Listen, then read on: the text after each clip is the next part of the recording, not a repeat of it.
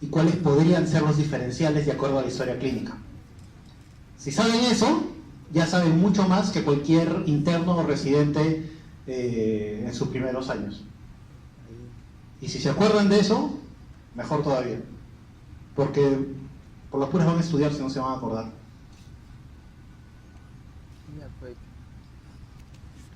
Entonces, esta primera exposición es sobre lesiones generalizadas. La lesión más generalizada que tenemos es la osteopenia. La definición es un score de densidad entre -1 y -2.5 comparado al T-score de un adulto en un estudio de absorción. Este es un estudio especial con gammagrafía ósea. El problema es que nosotros los radiólogos, porque fumamos alto, como los que hicieron los efectos especiales en ese tercer capítulo, lo usamos de forma cualitativa, sin distinción entre osteopenia y osteoporosis. Y algunos piden que ya eso se llame desmineralización. El problema es este: la desmineralización también debería de ser cuantitativa, y nosotros lo usamos de forma cualitativa. Es decir, si vemos que el hueso está un poco menos denso, decimos que hay una disminución, hay una osteopenia o una osteoporosis. Entonces, ¿cuáles son las? Osteopenia literalmente es disminución de la densidad ósea. La definición exacta es con un score cuantitativo, o sea, tiene un score, tiene un número. Pero los radiólogos no somos medicina nuclear, no siempre, así que para nosotros es disminución de la densidad. Entonces, ¿cuáles son las posibilidades? Osteoporosis, ¿no? Producción osteodisminuida, osteomalacia, que es una pobre mineralización, hiperparatiroidismo, el mieloma múltiple y las metástasis, así como la leucemia, que son extensión de enfermedad. Mieloma múltiple es extensión de un plasmocitoma, metástasis, extensión de cualquier otra cosa, y leucemia es porque pueden atacar múltiples huesos al mismo tiempo. Entonces se pueden convertir en lesiones difusas. Entonces, como pueden ser lesiones difusas y pueden ser lesiones líticas o de disminución de la densidad, están dentro de un generalizado de disminución de densidad. Esteroides, raquitismo, ¿no? Escorbuto, anemia y Cushing. Entonces, diferenciales significa que cualquier cosa que te disminuya la densidad ósea puede ser todo esto, y ahí vas sacándole la información de acuerdo a la clínica. Por ejemplo, la osteoporosis es el desorden metabólico más común. Es una disminución en la masa ósea y el deterioro de la microarquitectura, con lo cual incrementa la fragilidad, o sea, hay un incremento en la fragilidad ósea, y lo cual produce que seas más susceptible a que te fracturas solito. Entonces, ¿qué es lo que pasa? Los huesos normalmente son estructuras que tienen trabéculas, ¿no? Tienen trabéculas verticales y horizontales, y mientras más osteoporosis tengas, o sea, más disminución de la densidad ósea tengas en osteoporosis, te estás quedando solamente con las verticales. Poquito a poquito vas perdiendo las trabeculaciones hasta quedarte solamente con trabeculaciones verticales. Ya no tienes trabeculaciones horizontales. Junto a eso vienen los colapsos parciales de los cuerpos vertebrales, que son colapsos que usualmente aparecen en más de una sola vértebra, ¿no? Esta vértebra está completamente aplastada, esta vértebra parcialmente aplastada. Vean cómo esta vértebra también está más o menos aplastada. Eso no tiene nada que ver con trauma. Eso tiene que ver con que simplemente el esqueleto axial ya no puede con tu peso. Por eso también, eso más las discopatías hacen que ustedes ya más o menos, base que son, 25 años, 24, aprox, 26, 20. Ustedes poquito a poquito van a ver a sus papás cada vez más bajitos, pero ustedes no son los que están creciendo. Es porque ellos, poco a poco, su densidad ósea va disminuyendo, poco a poco sus discos también van siendo menos hidratados. Entonces, su esqueleto, que le daba pues 1,75, 1,80 a su papá, poquito a poquito va bajando y va a terminar en 1,70, puede terminar perdiendo hasta 10 centímetros de altura, solamente por la disminución de los discos y por la disminución también de Y esto de acá no siempre es sintomático. Puede ser sintomático cuando se fractura, ¿no? Alguien se cae y ¡plá!, se terminó fracturando. Pero usualmente estos colapsos parciales no son sintomáticos. Por eso también por estos colapsos parciales también aparecen esos viejitos que solamente caminan viendo sus pies. Miren ese tremendo colapso parcial. Entonces, ¿esto cómo se describiría? Esto que es una disminución difusa de la densidad, ¿no? Porque las trabéculas las trabéculas son evidentes de arriba hacia abajo, ¿ya? Disminución difusa de la densidad ósea en la columna dorsal a nivel de algo, porque no tengo ninguna casquilla para decir qué dorsal es. A nivel de un cuerpo vertebral dorsal se observa un colapso casi total, ¿no? Una forma de cuña del cuerpo vertebral. Y eso te produce un incremento de la curvatura dorsal. Y por eso ahí viene la persona o el abuelito que está así. Este es el tipo de test que usualmente uno hace para absorción ósea. Eso es lo que puse al inicio como -1 a -2.5. Esos son los rangos para decir osteoporosis. Normalmente es una combinación entre una radiografía y una gammagrafía por absorción. Y te dan unos valores cuantitativos. Aparte, hay softwares que te permiten ver cuál es el grado de colapsos vertebrales de los diferentes cuerpos de forma automática. Existe algo que se llama Machine Learning o Deep Learning, que es literalmente inteligencia artificial para diagnóstico en radiología. Poquito a poquito están teniendo Machine Learning para evaluar diferentes patologías, no para el diagnóstico, sino más que nada para que no se te escapen las cosas. O sea, es más fácil decirle a una computadora que te encuentre algo malo a que te encuentre una sola cosita. O sea, si yo le digo, detéctame la tuberculosis, y solamente de la tuberculosis, la computadora se va a equivocar, porque muchas cosas se parecen a tuberculosis. Pero si le digo algo más grande, como decir, detéctame algún problema en el parénquima, la computadora dice, ya, acá hay problema. Uno es tuberculosis, el otro es enfermedad intersticial, el otro es neumonía, el otro es atelectasia. Ya te lo detectó, por lo menos. O sea, te ayudó a hacer un control de calidad y disminuir tus errores cuando pones puro normal. La osteomalacia es una disminución de la dureza ósea por la mineralización insuficiente secundaria a procesos que alteran la vitamina D o defectos del fosfato. Puede haber de alta remodelación, de baja remodelación. Alta remodelación es cuando la formación osteoide es excesiva, pero la mineralización es normal o es un poco baja. La formación osteoide es la parte cortical específicamente. Y más bien la baja es cuando la producción cortical es normal, pero la mineralización es disminuida. Las causas, dietas o poca exposición al sol, ¿no? Los doteros de acá, Heroes of the Storm, todos esos juegos. Metabólicas, enfermedad renal crónica, enfermedad hepática crónica, disminución en la absorción de vitamina D, síndrome de Crohn, síndrome de mala absorción, disminución del depósito de calcio en el hueso, difosfatos y que se crean post tratamiento de enfermedad de Payet, y defectos metabólicos del fosfato como la hipofosfatemia familiar y el síndrome de Fanconi. Como secreto a voces, a todos nosotros nos piden como 20 preguntas por cada clase, así que no hay nada más fácil que sacar una pregunta de una lista, ¿no es cierto?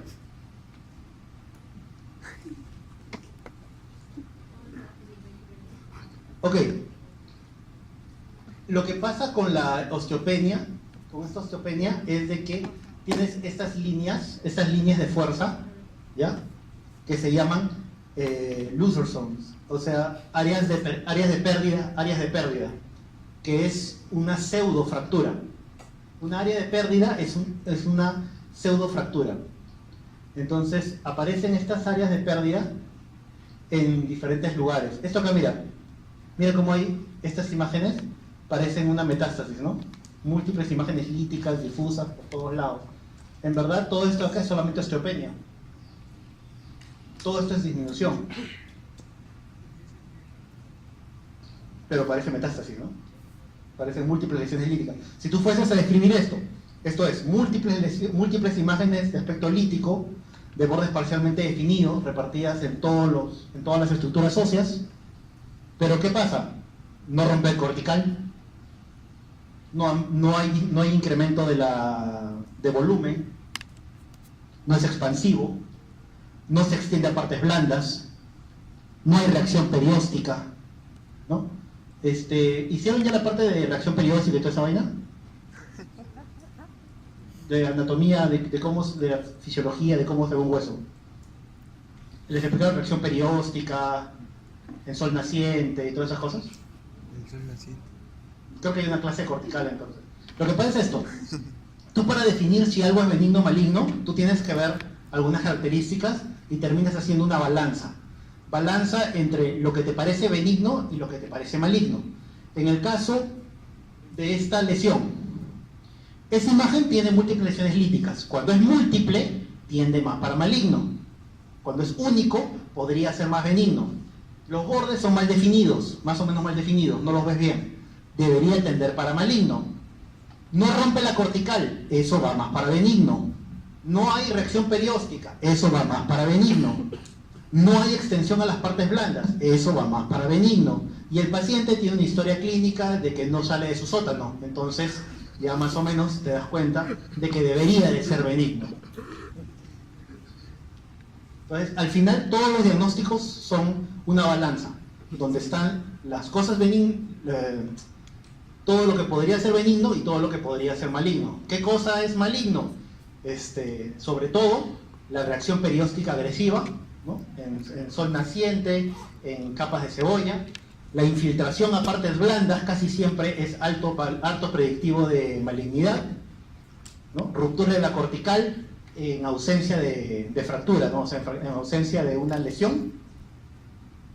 ¿Y qué es lo que tiende más a benignidad? Bordes bien definidos y calcificaciones o esclerosis. No en el centro, sino en los bordes esclerosos bien definidos. Acá también otra vez vemos unas líneas de fuerza y una disminución de algunos segmentos de algunas áreas, ¿no? Pero sin alterar la cortical, sin ensanchar el hueso, sin extenderse a las partes blandas. Entonces debería de ser benigno, o por lo menos metabólico. El mieloma múltiple, este es maligno, este sí de todas maneras. Secundaria proliferación de células plasmáticas monoclonales en la médula ósea. En hematología se mete con esto. Segunda neoplasia hematológica más común después del linfoma no Hodgkin, y su presentación clínica incluye síntomas como fatiga, dolor óseo, con o sin fracturas o infecciones asociadas. Estos son los pacientes que son unas galletitas. Y dice, solo compadre, le golpeas en la parte de atrás y le fracturas la espalda. La enfermedad en la columna vertebral se caracteriza por osteopenia difusa entre el 85% de los casos y por múltiples lesiones líticas en el 80% de los casos. 20% de los pacientes no se observan alteraciones radiológicas. Esta es una tomografía, estas son reconstrucciones. Lo que ven acá, ven una lesión, un tejido isodenso de bordes más o menos definidos que está infiltrando dos cuerpos vertebrales adyacentes, ¿no? Este es un zoom. Infiltra también adentro hacia la medular. Miren cómo la médula, el triangulito que debería estar acá de la medular está siendo comprimido hacia atrás. Esto es un tejido de partes blandas. Para hacerles esto sí es algo que se tienen que saber porque los residentes también se olvidan.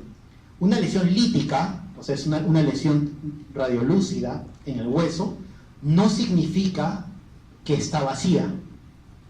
Las lesiones líticas son proliferación de algún tejido que no es tan sólido como el hueso y por eso se ve más oscuro, se ve más transparente. El hueso es más denso. Cuando te quedas con menos hueso y con más tejido sólido, entonces tu densidad disminuye. Una lesión lítica no significa que se quede un hueco. Y por eso es de que cuando hay infiltración a partes blandas, que en este caso hay infiltración medular, es que tú puedes decir que eso es maligno, o tienes más chances de que sea maligno. En este caso, ¿dónde está la desgracia? La desgracia está acá. Acá hay un patrón permeativo, heterogéneo, múltiples áreas de menor densidad, ¿no? Un patrón moteado. Acá la cortical ya no se ve bien, parece que hay una fractura en este cuello, es diferente a este cuello, ¿no? Y algunos arcos costales también están con ese patrón.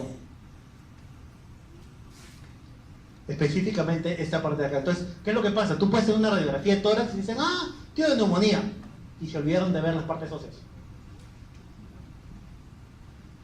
En una radiografía uno tiene que poder ver también la parte ósea, porque se te van a escapar las cosas. Si se te escapa esa, se te escapó el mieloma múltiple. Si esto hubiese estado solo, este mismo patrón, sin otras lesiones óseas, también podría haber sido un sarcoma Ewing, un osteosarcoma. O sea, se te podía haber pasado un cáncer, pero al paciente lo terminas tratando solo por la neumonía y le das de alta. Y después lo encuentras en tu rotación de anatomía patológica. Miren, comparen estas dos estructuras óseas. Disminución de la densidad, lesiones mal definidas y un patrón moteado. Espérate, quiero ver cómo se ven, cómo lo están viendo ustedes. El siguiente costado. Así se ve, ustedes lo ven mejor que yo. Este es un patrón moteado, ¿no? Acá hay unas pequeñas imágenes más radiolúcidas.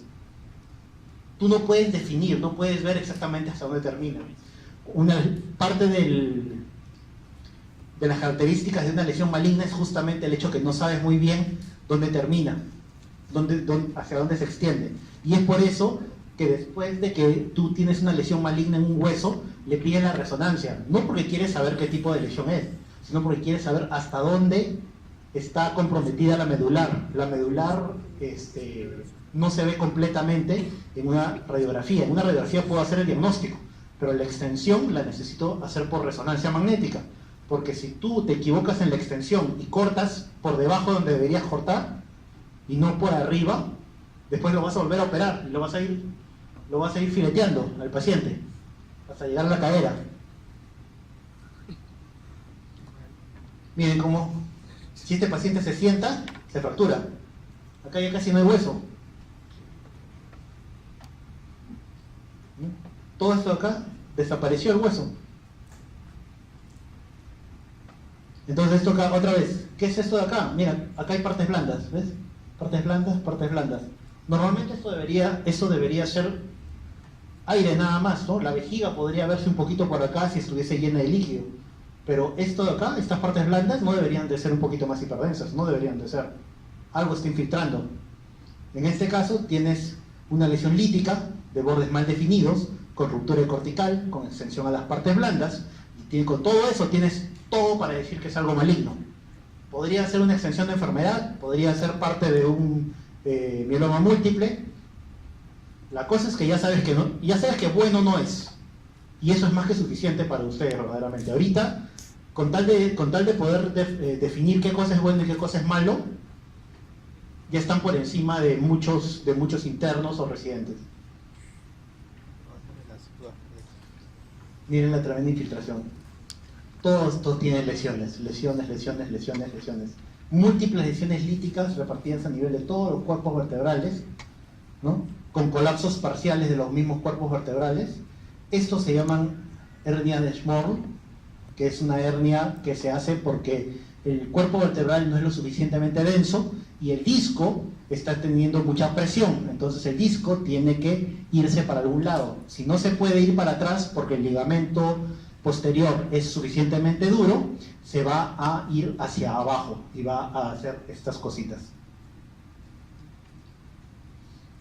Entonces, múltiples lesiones líticas.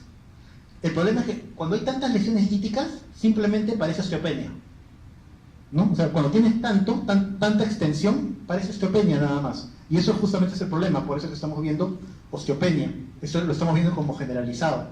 Porque si las simples las vamos a ver dentro de un rato. ¿Y esa vaina qué era?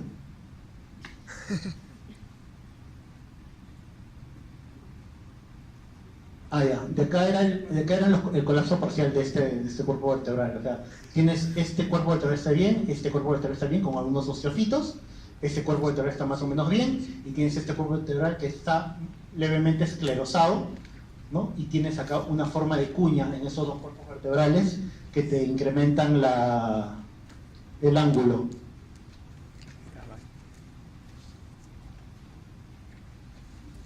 Acá hay más. Estas lesiones pueden ser mieloma múltiple, puede ser metástasis de mama, puede ser metástasis de próstata, metástasis de pulmón, metástasis de osteosarcoma, metástasis de sarcoma de partes blandas también. O sea, hay muchas extensiones de enfermedad que te dan lesiones líticas, lesiones blásticas y difusas, ¿no? Miren, es una galletita esta pelvis. Esto de acá es un tejido, ¿no? Que ya se está metiendo el canal, ha roto la cortical y se está extendiendo hacia las partes blandas. Miren la cantidad de lesiones líticas que tiene esta imagen. Esto no es lítico, esto es el colon, por si acaso. Miren cómo está roto acá, múltiples lesiones líticas. Lítico, lítico, lítico, lítico, bordes mal definidos, ruptura de cortical, ¿no? O sea, otra vez, bordes mal definidos, ruptura de cortical, extensión a partes blandas, patrón moteado, reacción perióstica, porque no vamos a... ya mira, esta es reacción perióstica.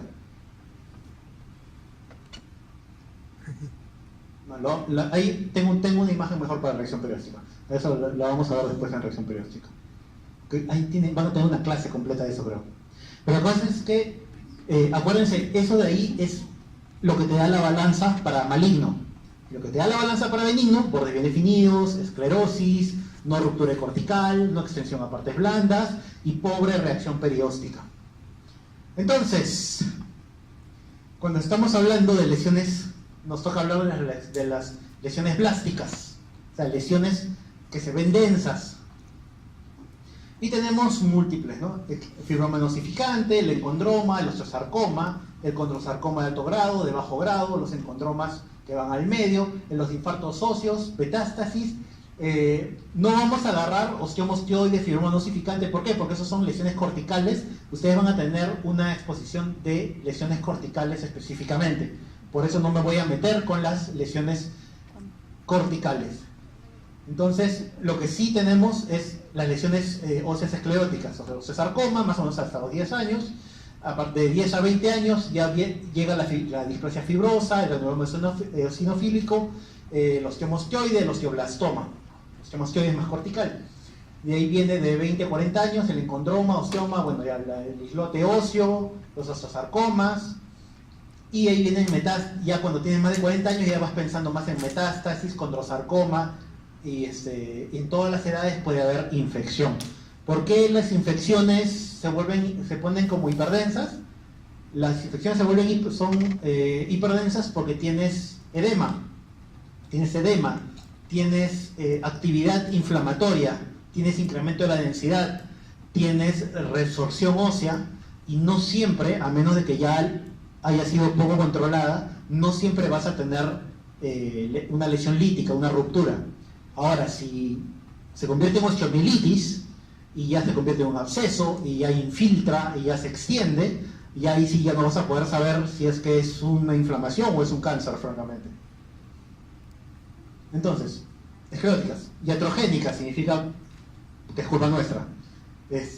Vascular, si es un hemangioma, infecciosas como una osteomielitis crónica. Las osteomielitis crónicas son menos destructivas, pero remodelan bastante y sobre todo engruesan cortical.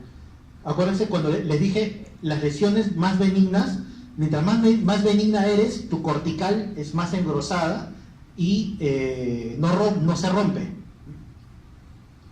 Todos los tipos de cánceres con matriz ósea condral o matriz ósea, osteosarcoma, el osteoma, los encondromas, los osteocondromas. Problemas con las drogas, degenerativo, inflamatorio, idiopático, congénito, ese es osteopoiquilosis. Esto nunca lo he visto, francamente. pero también no soy especialista en la parte pediátrica. Yo soy más que nada en esta parte de acá porque mi residentado lo hice en el INEM, así que todo hizo cáncer. Y endocrino sí, enfermedad de Payet sí, aunque no parezca, sí, sí hay bastantes Y esta de acá es la que todo el mundo va a tener en algún momento, pero no te vas a dar, o sea, uno no se da cuenta, pero lo hace a repetición, ¿no? Por ejemplo, esos patas que se juran de BTS y comienzan a bailar sin entrenar, sin estirar, todo, y le comienza a doler las piernas, y todos los fines de semana hacen lo mismo, y después dicen, no, ¿sabes qué? Me duele la pierna, no sé por qué, creo que se me ha inflamado algo. Chochera, felicitaciones, te acabas de hacer una fractura de estrés. Entonces, infarto óseo. Usualmente central. ¿Ya? Miren cómo los bordes son engrosados, bien definidos. Parece una serpiente, ¿no? Parece serpinginoso.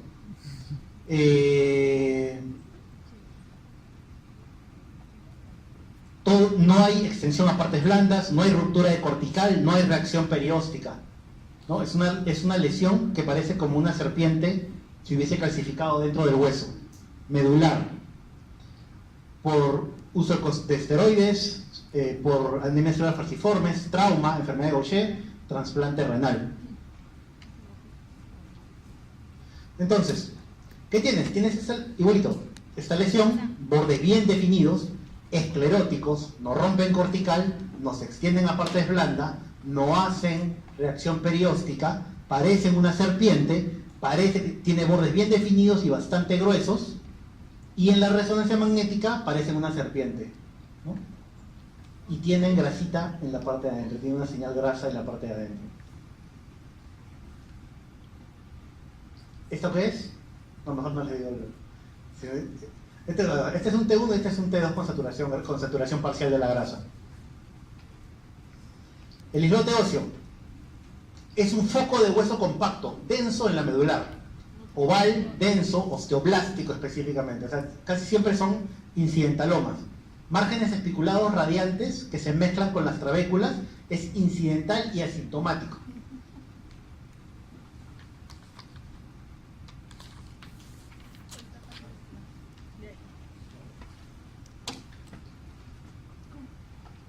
Este es el islote óseo.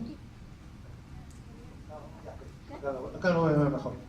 Entonces, este es el islote óseo, este es el islote óseo. O sea, un área incrementada de la densidad, ¿ya?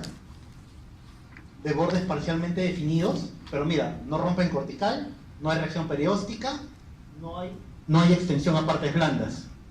Entonces tiene más chances de ser benigno, aun si es irregular, porque tampoco te está ensanchando la medular. No hay efecto de masa, no hay ruptura, la cortical está en su lugar. Entonces, otra vez, es una balanza. Si tú lo ves ahí y dices, ah, pero es borde irregular, debería ser maligno, te fregaste, porque tienes que seguir el resto, tienes que seguir buscando cosas. No puedes agarrar una cosa y decir, ya, porque es irregular es maligno, porque es bordes definidos es benigno, porque hay lesiones malignas de bordes definidos y hay lesiones benignas de bordes mal definidos. Por eso tienes que seguir con todo el resto de cosas. Otra vez, sigo repitiendo porque esas son todas mis preguntas del examen. En todas las preguntas casi hago descripción y ustedes tienen que agarrar la mejor descripción. Entonces, es una lesión plástica, bordes mal definidos, sin ruptura de la cortical, sin reacción perióstica, sin extensión a partes blandas, que entre este estudio y el estudio después de un año no ha variado. Benigno. Entonces, si yo dentro de las preguntas les pongo esto y le digo lesión de aspecto quístico de bordes parcialmente definidos, ustedes me van a decir, esa no es la respuesta. Lesión osteoblástica, lesión lítica de bordes bien definidos, eso tampoco es. Lesión blástica de bordes mal definidos con ruptura de la cortical y extensión a partes blandas, eso tampoco es, porque no tiene ruptura cortical, no tiene extensión a partes blandas, pero sí es blástica y sí es mal definida. Ahora entienden cómo son las preguntas. Y por eso es que estoy repitiendo cada rato. Este es mucho más bonito, ¿no? Mucho más definido. Este sí parece mucho más benigno, ¿no? Aunque sus bordes no están completamente definidos, es pequeña, no rompe nada, no se extiende a nada, no tiene un patrón moteado, es un islote óseo. Los condroblastomas tienen un problema de definición, como algunos LGBTs. Y el problema está de que es una lesión a base lítica, es decir, es una lesión destructiva, con reemplazo de tejido. Destructiva con reemplazo de tejido. El punto es de que los condroblastomas se calcifican. Ahora, esta es una lesión, benigna o maligna. Vamos a ponerlo dentro del bordes más o menos irregulares, medianamente definidos. Cortical, conservada, pero reacción perióstica. Densidad heterogénea en su interior. Extensión no hay a las partes blandas. Este de acá es un borderline. Este de acá no se los voy a preguntar, pero sí quiero que vean que esta es una lesión benigna, pero parece maligna.